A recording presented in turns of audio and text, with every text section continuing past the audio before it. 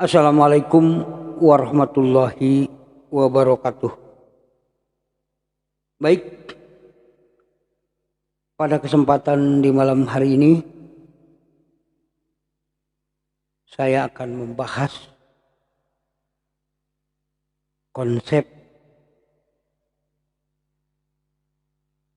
cekatan. Cekatan mempunyai kepanjangan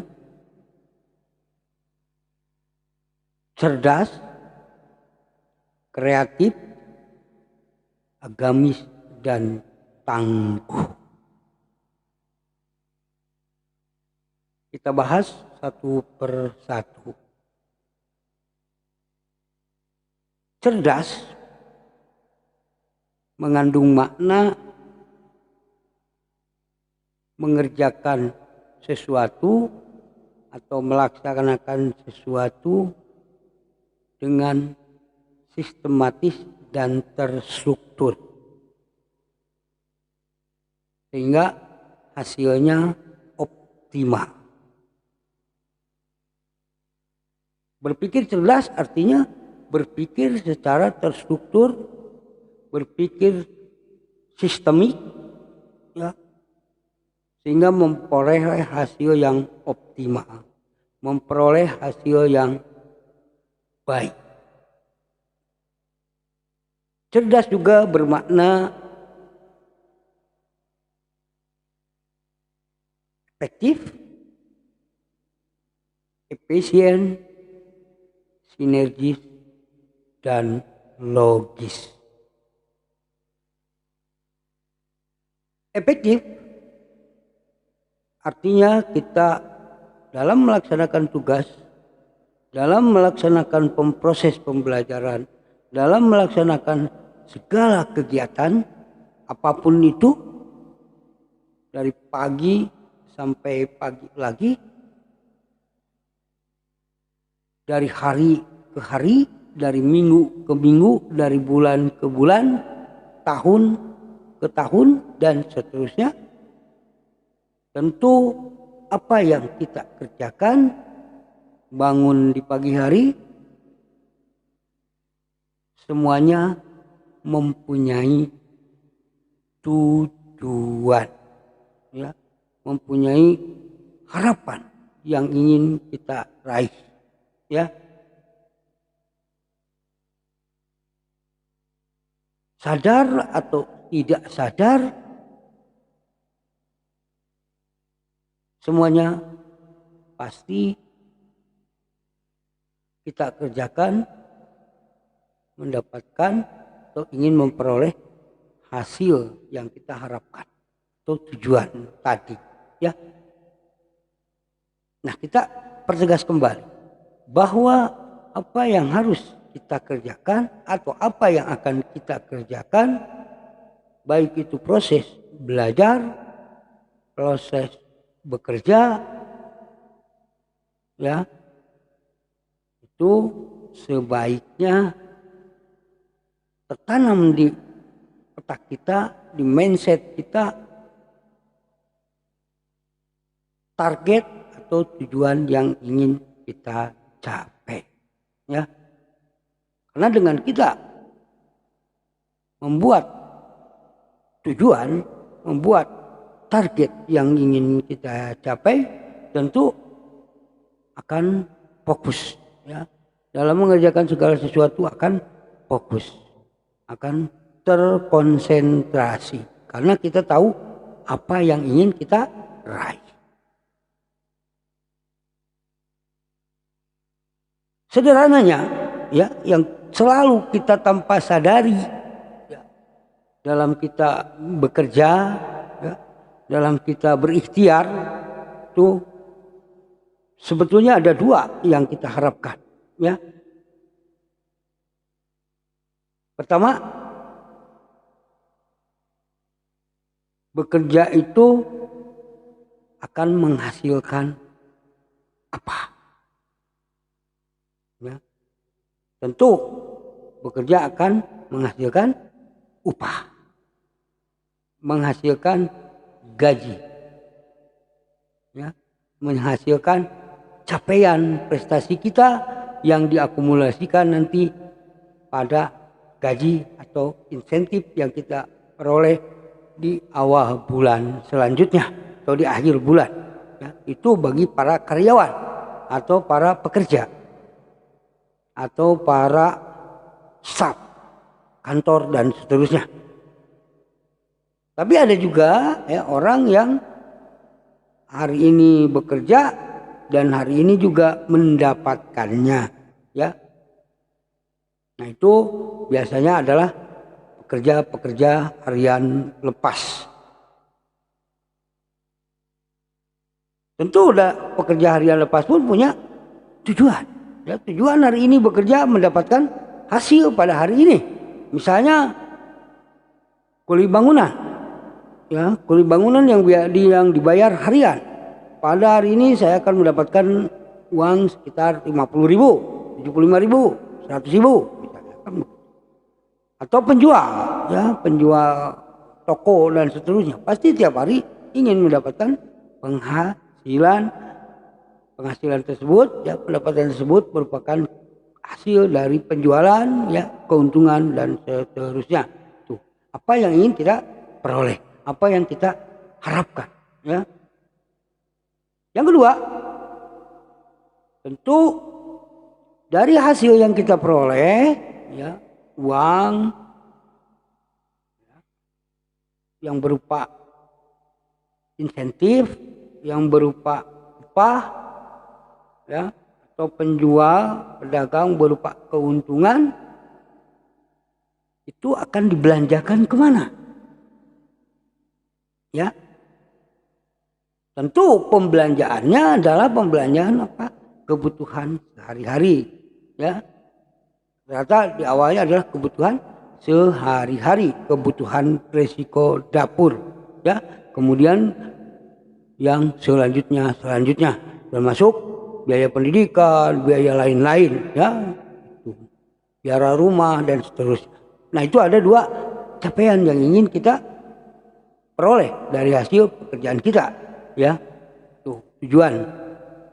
Nah, kemudian tadi tujuan itu dibuatkan, ya, itu efektif, ya. Kemudian dari konsep cerdas itu selain efektif adalah efisiensi atau efisien. Nah, efisien itu artinya apa?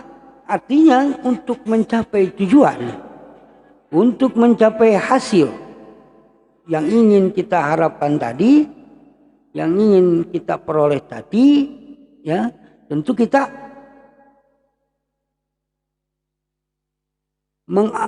mengarahkan semua kemampuan yang kita miliki, ya, kemampuan yang kita miliki dalam diri, ya, berdasarkan keahlian masing-masing, ya, untuk bisa menghasilkan tadi, ya. Seorang guru dengan keterampilannya, ya, mengajar berbekal ilmu pengetahuan yang dimilikinya, tentu mengerahkan segenap kemampuannya untuk bisa mendidik para siswanya dengan baik, ya. Kemudian seorang tukang kayu misalnya, ya, mengarahkan segala kemampuannya untuk membuat misalnya meja tulis, misalnya, untuk membuat lemari, ya, itu tentu mengerahkan semua kemampuan yang dimilikinya. Nah, itu yang disebut dengan efisiensi. Tentu kita misalnya dalam melaksanakan efisiensi itu, ya, tidak bisa semuanya kita laksanakan sendiri, ya.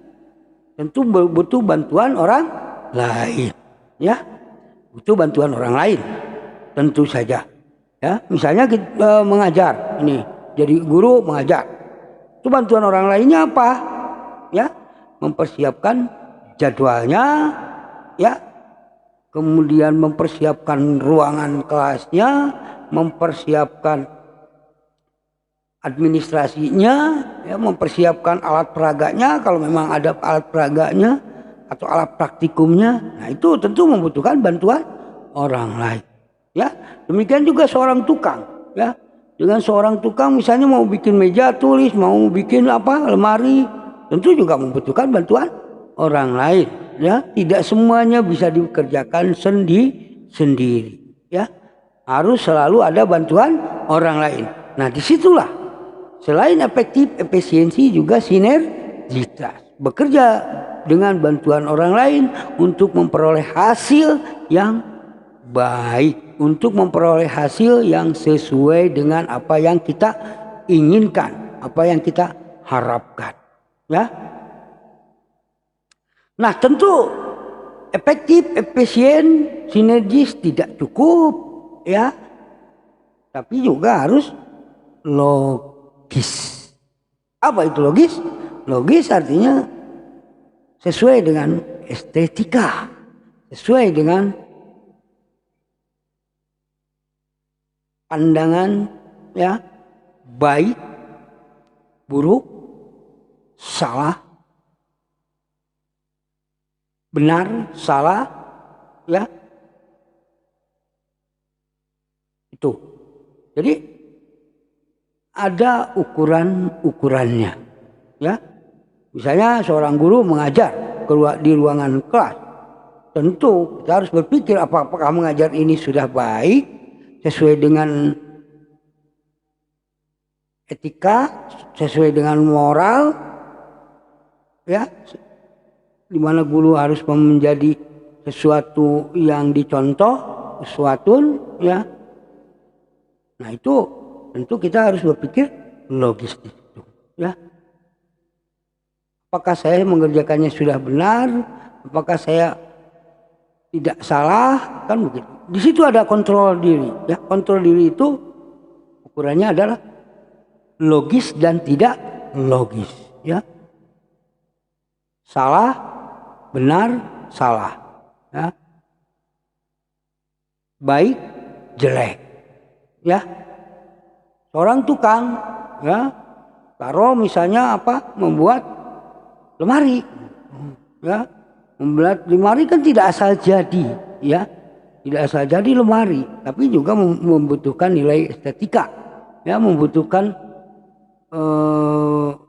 penilaian dari orang baik atau jelek, ya,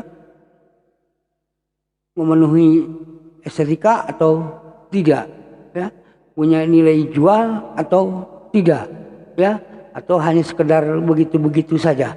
Nah, itu. Jadi di situ ada efektif, efisien, sinergis, dan logis. Itu pada konsep cerdas, ya. Kemudian selanjutnya, selain proses konsep cerdas, juga ada konsep berikutnya yaitu kreatif, ya. Nah, kreatif itu adalah proses dalam mengerjakan sesuatu, melaksanakan sesuatu, ya, menghasilkan sesuatu, berkegiatan, ya, di mana dari yang sudah ada dibuat menjadi yang berbeda, ya. Dari yang sudah ada dibuat berbeda. Dari yang tadinya belum ada menjadi ada, ya. Manusia pada dasarnya bukan seorang pencipta, ya, tapi seorang kreator, ya. Karena apa? Karena kalau manusia itu segalanya dimulai dari ada.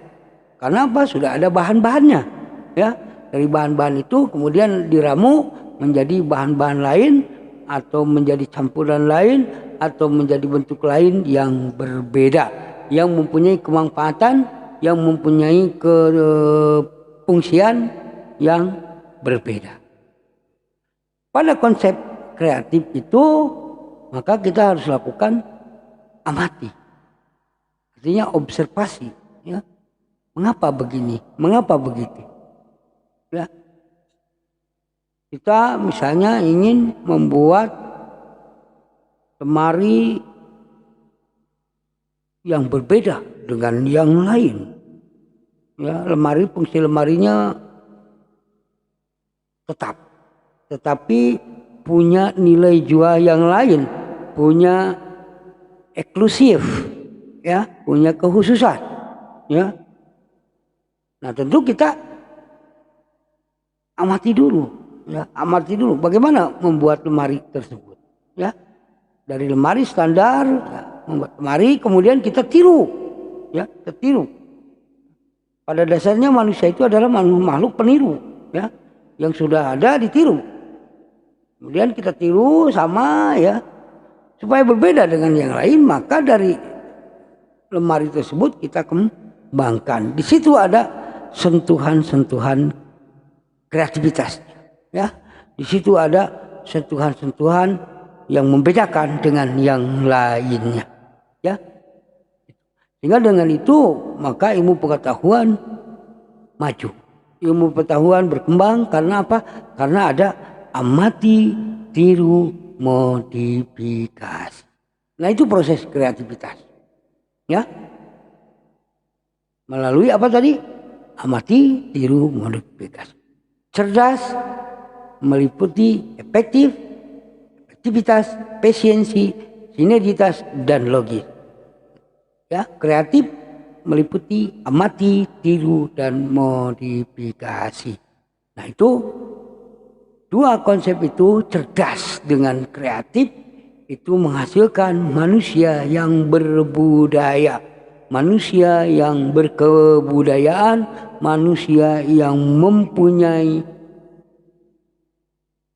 peradaban, manusia yang modern, manusia yang selalu berubah menjadi yang lebih baik dan lebih baik lagi melalui konsep cerdas dan kreatif, ya. Nah kalau kita hanya berkonsep pada cerdas dan kreatif, ya, tanpa dilandasi dengan keimanan dan ketakwaan kepada Allah Subhanahu wa taala dalam agama Islam, maka tentu cerdas yang kelewatan cerdas, akhirnya apa? Menghancurkan, ya. Bekerjanya efektif, oke, punya tujuan, efisien, menggerakkan segala kemampuan, sinergi, oke, sinergitas, logis, nah, tapi untuk menghancurkan, itu bisa terjadi, ya, dengan kecerdasannya manusia membuat misalnya bom, membuat senjata perang, membuat apapun, kan begitu, dengan pola kerja amati, tiru, modifikasi, pada akhirnya akan terjadi kerusakan-kerusakan bila mana tidak dilandasi dengan keimanan dan ketakwaan kepada Allah Subhanahu wa taala, ya. Bahkan dari pengembangan konsep cerdas dan kreatif pada akhirnya akan menggiring orang, ya, menggiring manusia, ya, untuk lebih beriman dan bertakwa, ya. Maka cerdas, kreatif, selanjutnya adalah agamis, ya, di mana dalam agamis ini terkandung konsep keimanan dan ketakwaan. Keimanan dan ketakwaan saja, ya, tidak cukup, ya, tapi juga kita harus tangguh, istiqomah, ya, iman, takwa, ya, dalam bekerja cerdas, dalam berpikir cerdas, dalam bekerja kreatif, ya. Tapi kalau tanpa dilandasi keimanan dan ketakwaan tentu akan menghancurkan. Maka berpikir cerdas, bekerja kreatif, ya, dilandasi keimanan dan ketakwaan, ya, kemudian mempunyai sifat tangguh, ya, istiqomah, konsisten dengan tujuan, konsisten dengan apa yang ingin kita lakukan, ya, tentu pada akhirnya menjadi makhluk yang husnul khotimah, ya, itu. Jadi keimanan dan ketakwaan ini harus dibawa sampai mati, sampai kita terpisah, ya. ke kehidupan akhirat, ya. Sampai kita meninggal, nah itu kita bawa keimanan dan ketakwaan, ya. Selama hidup kita di dunia, kita berpikir cerdas, ya. Berpikir cerdas, bekerja kreatif, ya, dilandasi dengan keimanan dan ketakwaan, kemudian memiliki sifat yang istiqomah, tangguh, ya. Keimanan dan ketakwaan ini dibawa sampai akhir hayat. Akhirnya apa yang terjadi? Bahagia dunia dan akhirat. Pada akhirnya kita berdoa, Rabbana atina fid dunya hasanah wa fil akhirati hasanah wa qina azabannar. Ya. Itu saja dari saya, mudah-mudahan membawa manfaat, ya. Yang benarnya dari Allah, yang salahnya kesalahan saya pribadi. Wallahu muwaffiq ila aqwamit thoriq. Wassalamualaikum warahmatullahi wabarakatuh.